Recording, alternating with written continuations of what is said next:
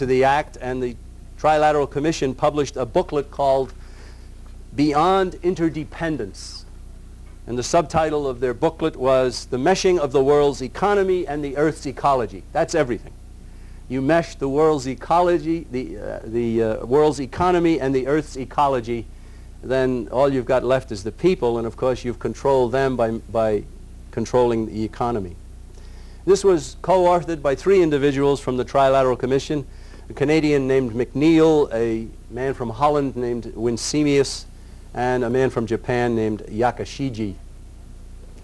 At one part of the booklet, McNeil summed it up pretty much what they had in mind. He said that they advocated, quote, a new global partnership expressed in a revitalized international system in which an Earth Council, perhaps the Security Council of the United Nations, with a broader mandate, will maintain the interlocked environmental and economic security of the planet.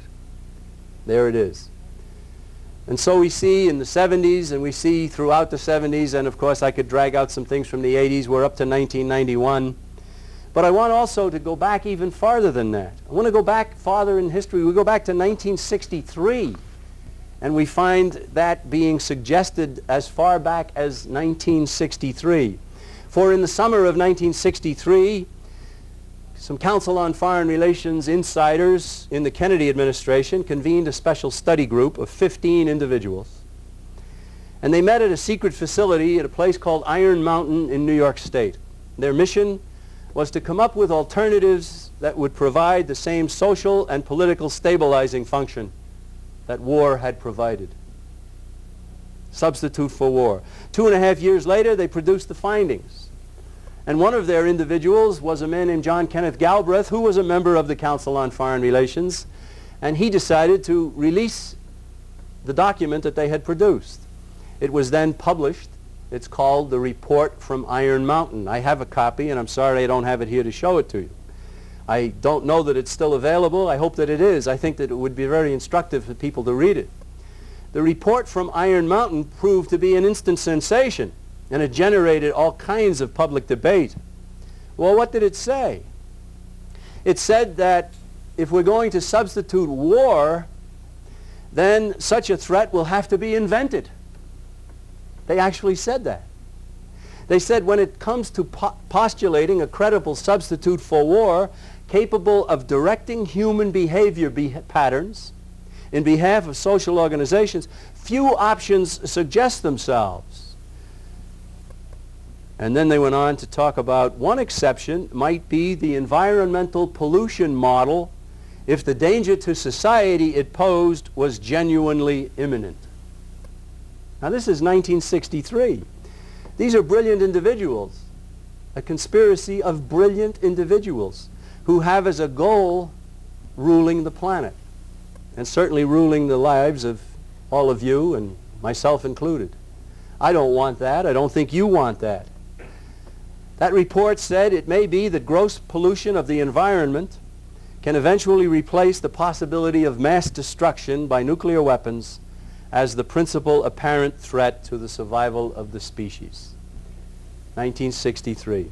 So it's been going on for a long time, and it has finally reached a crescendo. We are now in the period when that threat of environmental devastation is presented to us, and it is presented to us to scare us into accepting a cutback in the economic activity in our country, the giving up of our own personal freedoms, and the giving up of the sovereignty, the independence of our nation.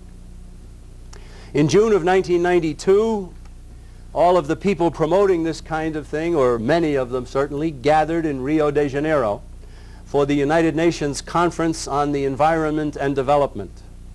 See, it's not just the environment. They're after the development end of it. They're after the economic end of it as well. And they put together that program, and they talked over and over again about the New World Order. They boosted the United Nations everywhere they possibly could.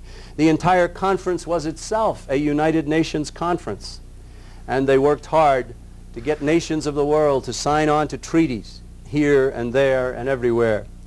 And we can talk about some of those treaties, obviously. They did propose treaties on biodiversity, treaties on ozone treaties on global warming and so forth. And our president went to the conference. He didn't sign all the treaties, and we tend to think that maybe it turned out to be a victory that he didn't sign them. Well, let me just suggest to you that the process was begun, and the process that will follow the Rio summit meeting is even more important than what was accomplished at the meeting itself. New York Times staff writer William K. Stevens recognized this important lesson. And in the New York Times back in June, right after the end of the Rio summit, he said that blandness can sometimes prove a surprisingly effective bludgeon. The parcel of treaties signed here, meaning in Rio, have been portrayed by disappointed advocates as pitiful, gutless creatures with no bite. But they have hidden teeth that will develop in the right circumstances, he said. And then he quoted a State Department official who helped to negotiate the ozone layer treaty, and that man observed that the Earth Summit should not be judged by the immediate results, but by the process it sets in motion. The process it sets in motion is to solve all of these environmental problems with world government. Give up our freedom, give up our sovereignty, cancel the Declaration of Independence, and then alter the Constitution of the United States. And of course, related to what we're talking about here is the constant drive to alter or to change the Constitution of the United States, especially through the route of having a constitutional convention. If they had a constitutional convention, they would open up the Constitution to all kinds of altering of it, changing of it, obliterating of it. And of course, we don't want that. Now, the United Nations continues to grow. President Bush, over and over again during the Gulf War crisis a year or so ago, kept saying, New World Order, New World Order. He never really defined it. At one point he said, we are now in sight of a United Nations that performs as envisioned by its founders. Who were its founders? Well, there were close to 20 communists from the United States who were part of the founders. As I mentioned before, there were 43 members of the Council on Foreign Relations. It was a collection of internationalists, one-worlders, sovereignty despisers, people who want world government at the expense of our own nation's independence. And that was the American delegation. There were delegations there from the Soviet Union, led by Andrei Gromyko and others. And it was a collection of socialists and internationalists and one-worlders from all of these nations. They did not want national sovereignty. They wanted rule by them. Now, one of the founders of the United Nations is a man named Harold Stassen, and I mention him because I had a chance to debate him recently at a television program up in his hometown of Minneapolis, Minnesota. And Harold Stassen refused to acknowledge the pivotal role played by Alger Hiss at the founding of the United Nations. Alger Hiss was the Secretary General of the founding conference. Alger Hiss was a communist who was later found out to have been a communist during that period. And so during that debate, I finally said to Mr. Stassen, I said, sir, you keep referring to this organization as a peace organization. I said, it's not a peace organization, it's a war organization. In fact, 200,000 Iraqis are dead because of the United Nations sanctioning the activity over there in the war against Iraq. And you claim it's a peace organization. How did they die if it's a peace organization? I said, Mr. Stassen, let's go to the United Nations Charter, and you look into that charter that you wrote, and we'll see that Articles 42, 3, 4, and 5 talk about the war-making capabilities of the United Nations. It talks about using air, ground, and sea forces to enforce peace. I said, Mr. Stassen, join with me in seeing if we can't get those articles removed from the United Nations Charter. Would you go along with that with me, Mr. Stassen? And he very promptly said no, he would not. And I said, well, then stop calling it a peace organization. It is not a peace organization. It is a war organization. Ladies and gentlemen, the conspiracy that I talk about has switched its tactics largely. What brought them to do that? Why did they switch from scaring us with communism into now scaring us with environmentalism?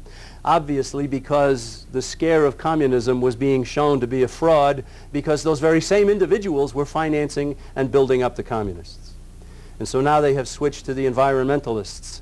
but now we see that prominent scientists are speaking out, and many of them, their articles are in this book, Rational Readings on Environmental Concerns. The John Birch Society's affiliated publication, The New American, put out this issue in June, all on the environmental subjects, quoting prominent scientists, people who are speaking factually, not fantasy. And this is available. We certainly recommend that and all issues of our magazine. That issue of our magazine turned out to be the most popular in the history of the magazine. Well over 100,000 copies were distributed throughout the country, and more are still being ordered as we speak here on October 1st of 1992. Something caused them to change. When they change, there's a little bit of disarray on their side, and so we have an opportunity. We have an opportunity to bring more information to more people, and thank God we've got so many prominent scientists in our country who are speaking out on this, and we can give them courage, and the fact that so many have already spoken out has given others courage. We can stop this drive towards one-worldism. We can stop the drive that intends to compromise or destroy the sovereignty of our country and the freedom of our people, all of us. I'd like to recommend another book as well, a little book that I wrote myself called The Insiders, the Architects of the New World Order. And this is a book that has a section about the Carter years, written during that period, a section about the Reagan years, written during that period, and then a much larger section about the Bush years, written during that administration. And it shows the pattern of Council on Foreign Relations and Trilateral Commission domination of each of those administrations. It shows where they are taking us, what their goals are, and it even contains a membership list of the Council on Foreign Relations and the Trilateral Commission. And so I urge that people get involved in that. Ladies and gentlemen, we have a wonderful country here. Our country began with the thunderous assertion in the Declaration of Independence that men are endowed by their Creator with certain unalienable rights, not by government.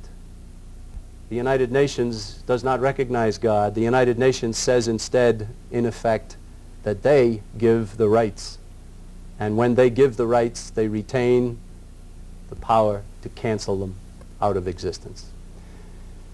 The American system must be preserved. We who are Americans did not do anything to be born into freedom other than to be born.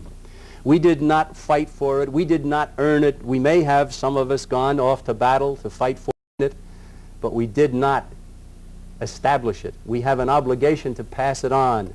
And if we do not, our children and children in generations yet to come will not think very highly of us. And so we're very pleased to bring this message to you. We hope it makes some sense. We hope you'll get some of the literature we've talked about, and we hope you have a better appreciation of what the John